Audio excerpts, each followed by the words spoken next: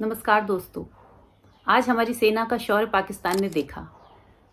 सबसे कमाल की बात यह है कि इस पूरे ऑपरेशन को हमारी सेना की 2 महिला कमांडर्स ने लीड किया।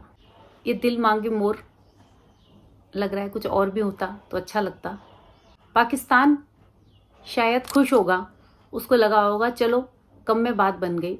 वो तो पता नहीं कितना कुछ सोच कर बैठा था क्या क्या होगा। पाकिस्तान ने तो आज राहत की सांस ली होगी, उसे लगा होगा चलो अब बदलाव पूरा हुआ और मैं बचा। एक दूसरी बात भी कहनी थी। बहुत सारे लोग कह रहे हैं कि पहलगांव में हमला हुआ कैसे, हमारी सेना कहाँ थी उस समय, हमारी सिक्योरिटी कहाँ थी। तो आप इस तरीके से समझिए, हमारे घर में हम सारे दरवाजे खिड़कियाँ बंद रखते हैं कि मच्छर ना आए, लेकिन फिर भी घुस आते हैं।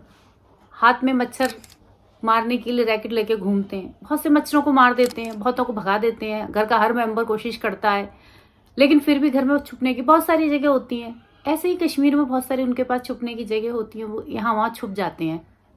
ऐसे ही जैसे हमारे दरवाजों में से खिड़कियों में से सब बंद करने के बाद भी मच्छर घुस आते हैं, उसी तरह से वहाँ भी इतना लंबा बड़ा बॉर्डर है, वहाँ स्पेस ढूंढ ढूंढ के आतंकवादी घुस आते हैं और छुप छुप कर बैठ जाते हैं। और जिस तरह हमारे घर में कहीं कहीं पानी वगैरह मिल जाता है उनको ब्रीड करने के लिए, उसी तरह वहाँ के कुछ लोग उनको भी खाद पानी दे करके उनको पालते हैं। और कितना भी बचाते बचाते, जैसे हमें कभी कभी मच्छर काट ही लेता है, उसी तरह हमारे सेनाओं के और सिक्योरिटी फोर्सेस के और इंटेलिजेंस के होते हुए भी कभी कभी चीज़ें हो जाती हैं जो नहीं होनी चाहिए, मिस हैपनिंग्स हो जाती हैं।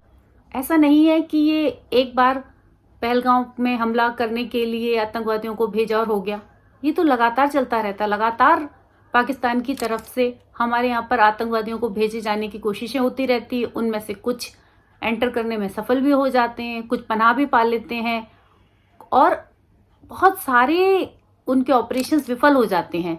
लेकिन कोई एक भी अगर सफल हो जाता है तो वही उनके लिए जीत हो जाती है।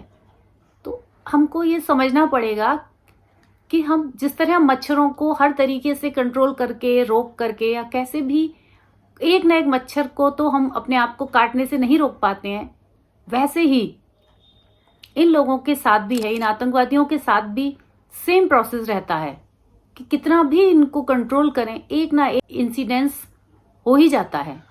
ज़रूरी है कि हम सभी अपने देश के साथ एकजुट रहें। हमको मोदी और सरकार से भरोसा है। धन्यवाद।